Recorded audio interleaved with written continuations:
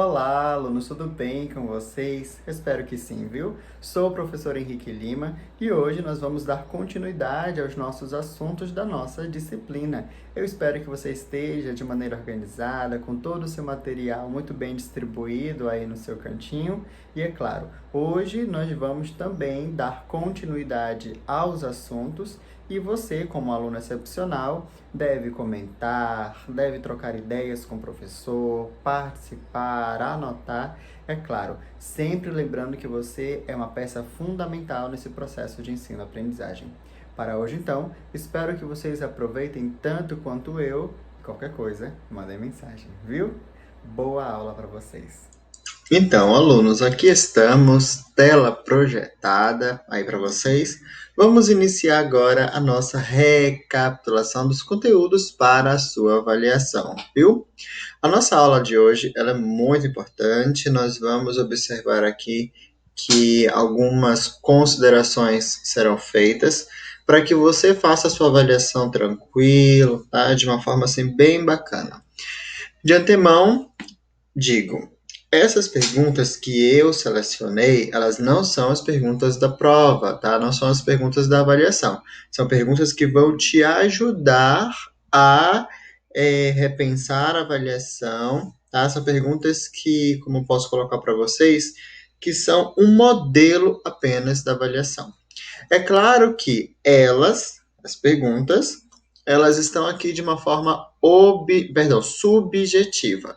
Mas na nossa avaliação nós teremos perguntas que você vai ter que marcar alternativa, teremos outras perguntas que você terá que escrever, então é fundamental que você tenha a compreensão de tudo isso. Perfeito? Vamos lá. Coloquei aqui um comentário, gente, eu gostaria que vocês levassem bastante em consideração este comentário, porque se você tem o material disponível, eu gostaria então que você estudasse pelo material, pelo livro didático. Não retire a resposta da internet, até porque a internet ela é cheia de informações. E essas informações elas podem ser verdadeiras ou não, tá? Então, havendo dúvida, você vai recorrer ao seu livro didático. Nós utilizamos o nosso livro didático durante as aulas e é mais do que natural que eu utilize o próprio material para a elaboração da sua avaliação. Todas as perguntas que constam aqui, nós temos 20 perguntas nesse material, mas a sua avaliação terá 15 perguntas. Todas as perguntas que constam aqui, elas estão entrelaçadas de alguma forma e todas as respostas estão no material que nós trabalhamos, isto é, o livro didático. Se vocês observarem, nós trabalhamos 2 capítulos durante o nosso bimestre, já que são 2 capítulos por bimestre. O primeiro capítulo diz respeito ao romantismo, mais especificamente sobre o Beethoven e a parte ali concernente aos instrumentos musicais. Confere? Confere. O segundo capítulo já diz respeito ao teatro no, tá bom? Vale, inclusive, um comentário muito importante. Como nós temos uma quantidade X de questões, eu, então, selecionei algumas partes mais importantes. Algumas páginas vocês não vão precisar estudar, inclusive você que vai assistir a minha videoaula hoje, você já vai ter conhecimento de quais são essas páginas, porque eu vou dizer hoje.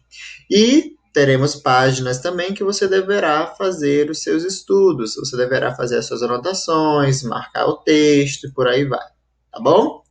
Vale também lembrar que se você é um aluno que estabelece um diálogo comigo, que participa, que conversa, que faz as atividades, que anota, eu tenho certeza absoluta de que você irá realizar uma excelente avaliação, ok? Então leve tudo isso em consideração. Vamos lá ver qual é a nossa primeira pergunta de hoje. Qual o nome do artista que nasceu na cidade Bonn, na Alemanha, e que tinha uma excelente arte na improvisação ao piano? Vamos ver qual é a segunda. O que diferencia a sonata da sinfonia? Terceira, o que foi o romantismo e quais as suas características? Quarta, qual a importância do maestro em um concerto? Quinta, os instrumentos musicais utilizados em um concerto são divididos em família. Quais instrumentos compõem a família das cordas? E aí eu vou dar uma pausa agora, já que você já sabe quais são as cinco primeiras perguntas, eu vou dar uma pausa. Aliás, eu vou deixar o nosso material stand-by, este aqui que está sendo projetado na sua tela, e vou recorrer ao livro didático. Porque lá no livro didático eu vou te mostrar a página, onde está ali aproximadamente a resposta para a pergunta que você procura, e assim você vai conseguir ter ali uma maior facilidade do nosso conteúdo. Volto a lembrar que este período, tá, do nosso livro é um período que diz respeito à história da arte.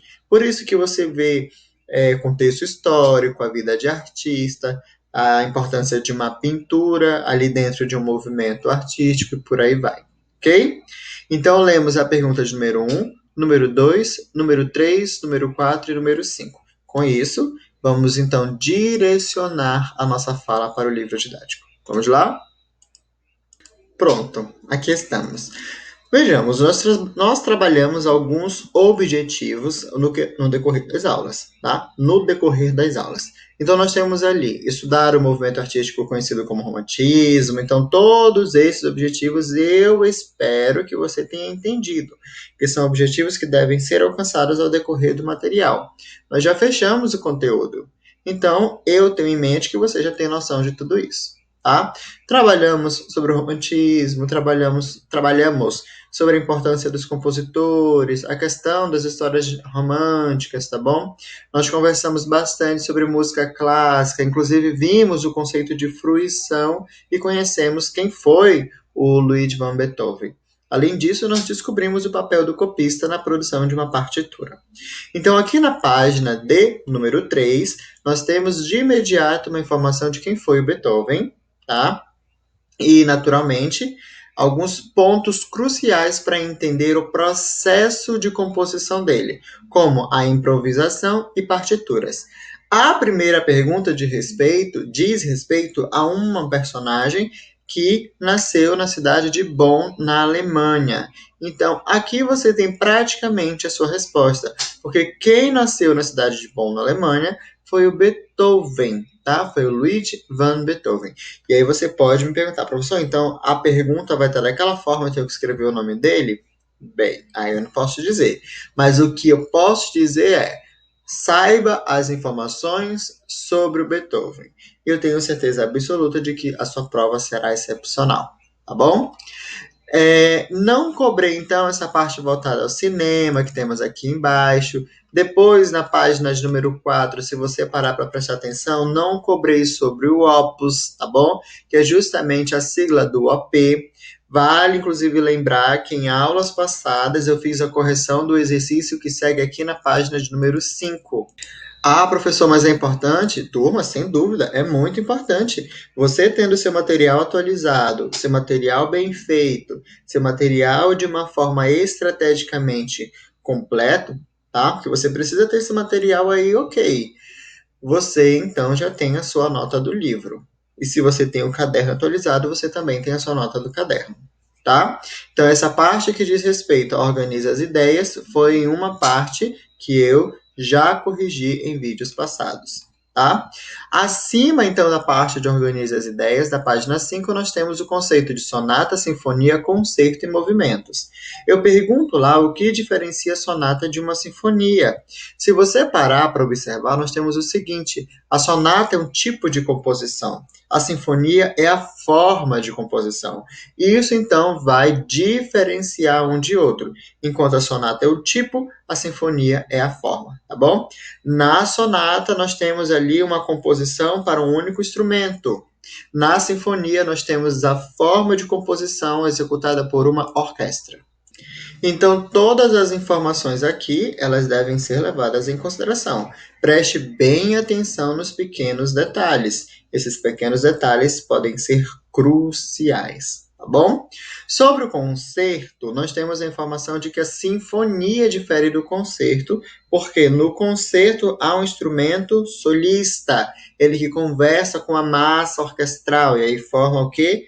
A forma harmônica. Certo? Sobre os movimentos eu não cobrei, Sobre o opus, eu não cobrei, tá? Na sua avaliação. Sobre as cartas de amor e música romântica, e aí vem um parênteses, tá? Eu tinha pensado em cobrar, mas eu pensei, não, vou ser bonzinho, vou deixar essa parte de lado um pouquinho e vou cobrar sobre o romantismo. E aí entramos aqui na página número 6. Vocês estão lembradas que nós temos uma pergunta que diz respeito ao romantismo, tá? O que foi o romantismo? Foi justamente um movimento artístico. Na página 6 nós temos o conceito completo, bem mais amplo. Se desenvolveu no início do século XIX e um dos precursores foi Beethoven. O que significa precursor? É aquele que dá origem ao romantismo. Ele não foi o único que deu origem ao romantismo, ele foi um dos, tá? Porque nós estamos falando aqui de uma parte musical, mas nós temos o romantismo no que diz respeito à literatura. E aí nós temos outros artistas, tá? Outros escritores, no caso. Então, se você diz para mim que o romantismo foi um movimento importante e que se desenvolveu no início do século XIX e teve, inclusive,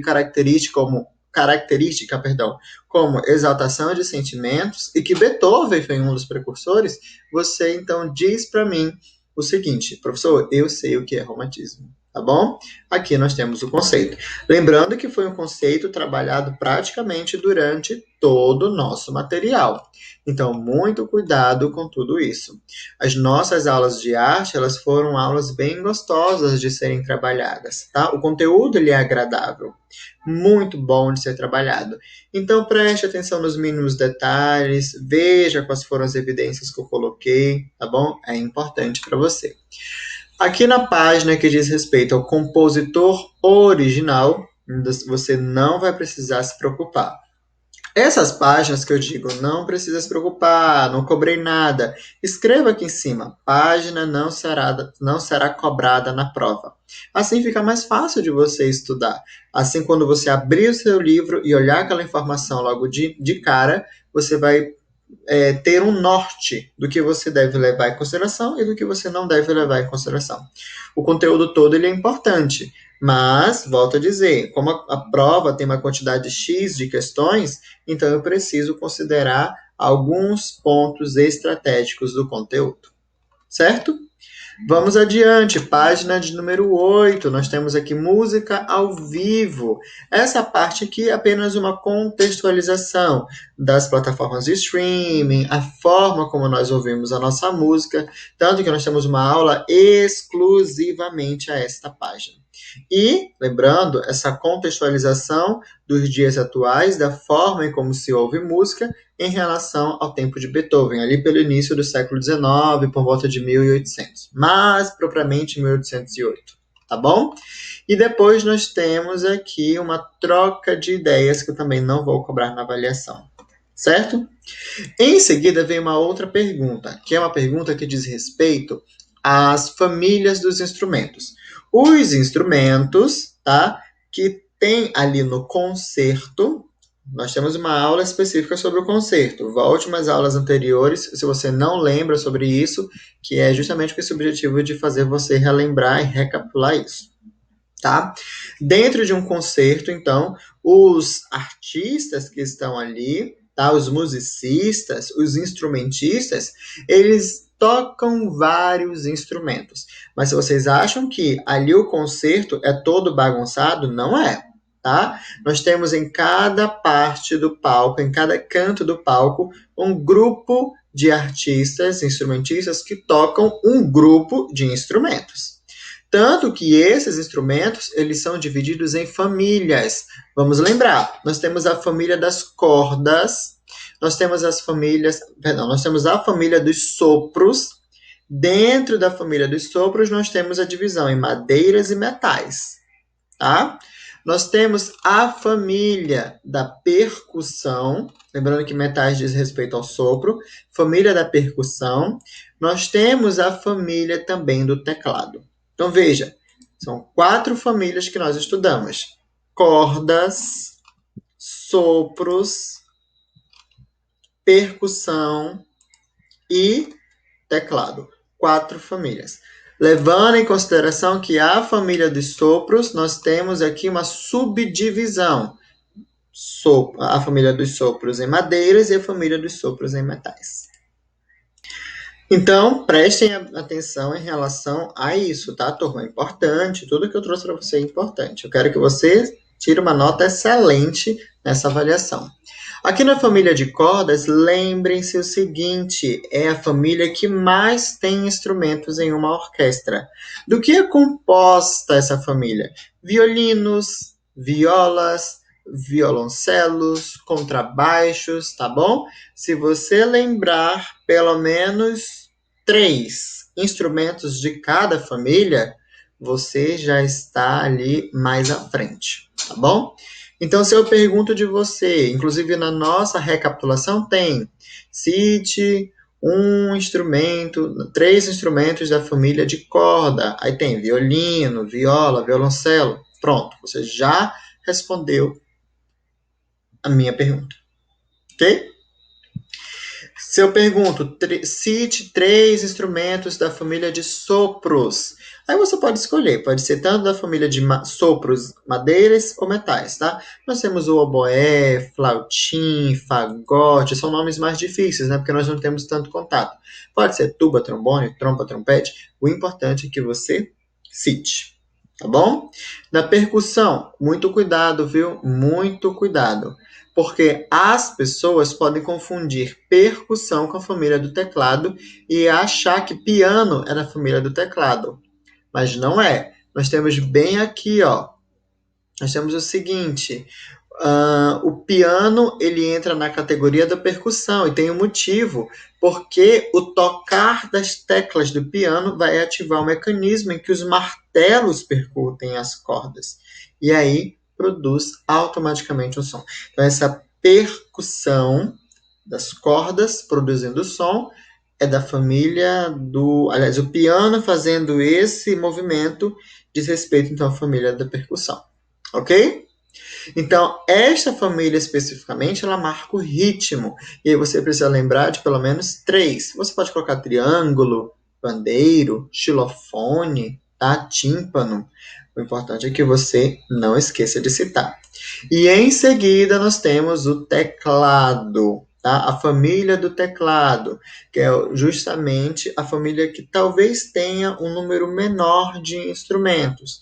E você pode colocar, por exemplo, o órgão, cravo e o clavicórdio. São 3 instrumentos que eu acredito que você não tem tanto contato. Você talvez tenha mais contato com o órgão. Talvez, porque ele é um instrumento muito antigo, gente. Tanto que esse instrumento, ele ficava no interior, dentro das igrejas medievais, tá? E aqui nós temos apenas 3. E os 3 lembram um piano, mas o piano que não faz parte da família do teclado, tá? Cuidado com isso aí. Você precisa tomar muito cuidado para não confundir. Você sabendo os 3, então, por mim, tá perfeito. Certo?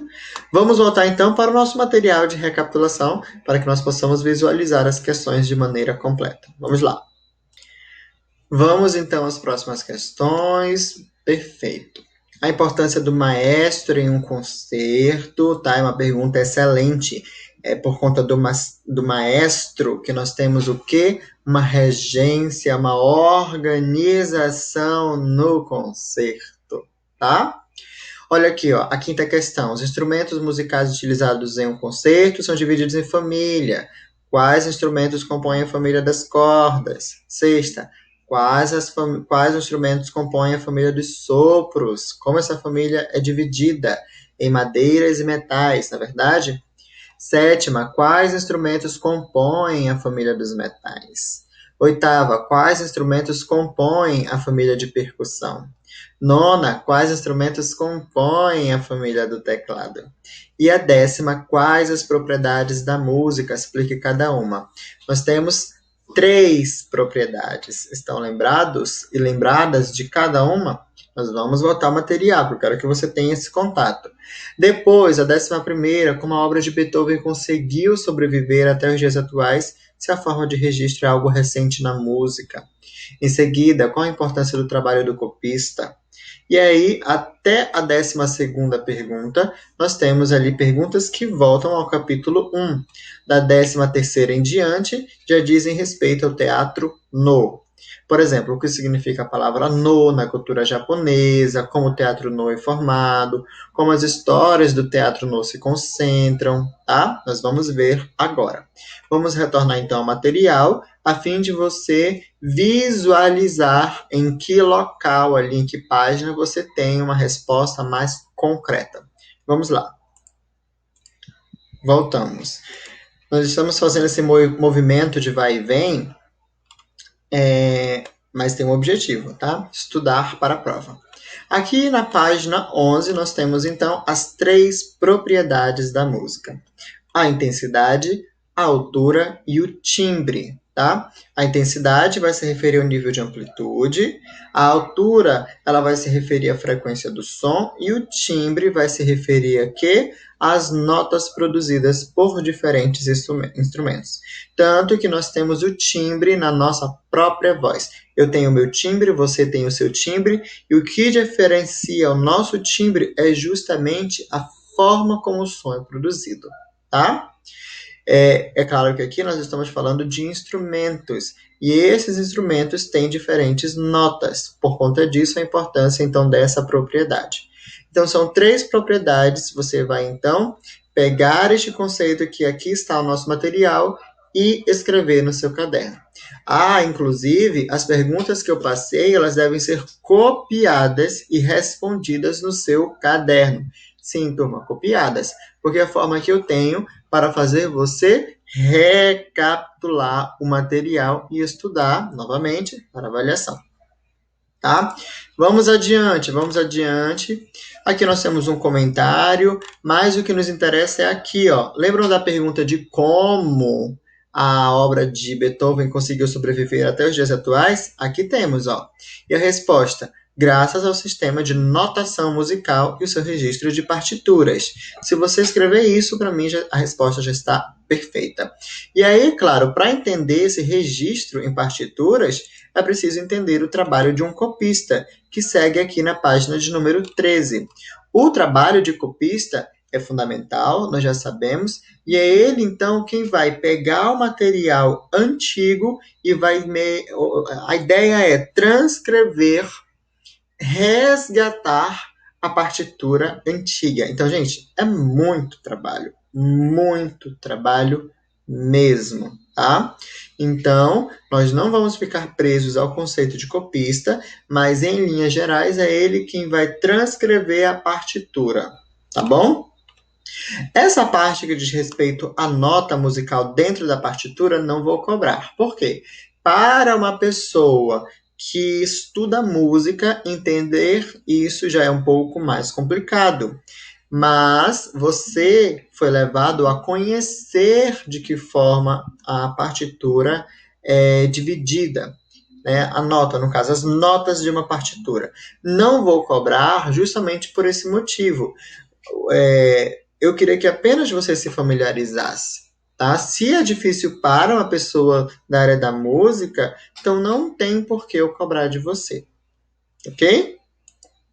Em seguida, nós temos aqui hora de estudo, pedi que vocês realizassem. Inclusive, eu fiz uma correção desse material em aulas passadas, tá bom? E finalizamos o capítulo 1 e chegamos no capítulo 2, que diz respeito ao teatro no. Novamente, volto a dizer que esses objetivos já foram trabalhados com você e aqui é apenas uma recapitulação. Nós temos, inclusive, o nome aqui do Hokusai, esse nome não vai ser importante, tá? Na verdade, a página de número 16, você vai escrever aqui. Esta página não será cobrada na avaliação. Mas a página de número 17 será cobrada. E aqui nós temos o conceito da palavra no. A palavra no, na cultura japonesa, significa talento, habilidade. E nós temos aqui, ok? Qual a combinação, então, do teatro no? Combinação de música, de dança, representação, tá bom? O no, ele é formado por um repertório de cerca de 250 peças tradicionais, inspiradas em mitos e textos do Japão medieval. E aqui nós temos como os personagens estão envolvidos, como as tramas são apresentadas, que a música é importante para o teatro no. Na próxima página, nós já temos aqui uma parte que diz respeito a conexões não vou cobrar e nem atividade que segue nessa página, tá bom? Então, fique despreocupado. Eu quero que você saiba pelo menos os conceitos principais. Sobre o Kyogen, vou cobrar, tá? O conceito de Kyogen, o conceito de Nogaku e principalmente a importância aqui do Saguraku, tá? E a importância do budismo, que é uma religião que pertence a esta cultura aqui oriental, certo? Você vai estudar até a página de número 21. Perdão. Até a página de número, deixa eu voltar aqui, de número 23, que é sobre a imitação, tá? É até esta página que eu vou cobrar na sua avaliação. A página de número 24 não vou cobrar, a página de número 25 também não. Da 24 para o fim, não vai ser necessário você se preocupar, ok?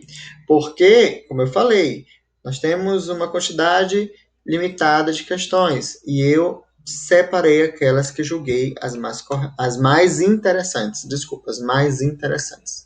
Certo? Esse, então, é o material que você deve estudar, responder. Vamos, então, deixar o nosso livro didático stand-by e abrir agora novamente o PDF que eu vou deixar com vocês. Perfeito, então, volto a dizer que as perguntas aqui, ó, 13ª até o fim são perguntas, então, que dizem respeito ao capítulo de número 2. Volto a dizer, o que significa a palavra no na cultura japonesa, como o teatro no é formado, como as histórias do teatro no se concentram, qual a relação da música no teatro no, o que é Kyogen, o que é Nogaku, qual a relação do budismo e do shintoísmo no teatro no e qual a importância da imitação na cultura japonesa. Ok? Prestem atenção que todas as perguntas elas são objetivas, né? Eu sou muito objetivo quando eu vou formular as questões. Volto a dizer que a sua avaliação não é dessa forma, mas aqui nós temos basicamente uma prévia para a sua avaliação. Então, por favor, estudem, façam as anotações. Com a nossa aula de hoje, eu então encerro o conteúdo de arte, tá? E encerro então todo o conteúdo do primeiro bimestre. Eu desejo então uma excelente avaliação para vocês. Que vocês, se vocês precisarem, podem enviar mensagem para mim. Eu estou justamente aqui para ajudá-los nesse processo, tá bom? Bem, este material eu vou deixar com vocês, vou deixar em PDF com vocês. Volto a dizer, você vai precisar copiar as questões e responder no seu caderno, tá? Responda de maneira bem tranquila, não precisa ter pressa, tá? A avaliação de arte é uma avaliação muito tranquila. Você vai ser desafiado algumas questões? Vai, porque é natural de toda disciplina, e a disciplina de arte é uma disciplina tão importante quanto as outras. Então, quando você sentir que você não sabe a resposta, mas que eu espero que você saiba, pare, leia um pouco, reveja, lembre o que nós trabalhamos nas nossas videoaulas. Se você assistiu do início a fim, você então pode se considerar um vencedor, porque todas essas questões, todo o nosso conteúdo, tudo isso foi muito bem trabalhado nas nossas aulas, tá bom? Foi um prazer, inclusive, trabalhar todo este conteúdo de arte no primeiro bimestre, e aí nós passamos praticamente o mês inteiro de modo online, 100% online, e agora, recentemente, alguns alunos retornaram para o modo presencial. Isso é uma conquista, tá? E tenhamos força, foco, fé, esse período ele vai acabar. Essa pandemia ela vai acabar e em breve estaremos juntos todos novamente na sala de aula, estudando, enfim, fazendo tudo que for necessário para a sua ascensão escolar. Tá bom, turma? É isso, então. Vou concluir a nossa aula aqui. Espero encontrá-los todos nos corredores da escola, tá bom? Encontrar a todos, no caso, nos corredores da escola. Podem contar comigo. Dúvidas sobre o material, me mandem mensagem. Fiquem todos com Deus e até a próxima, viu? Tchau, tchau, turma. Bons estudos.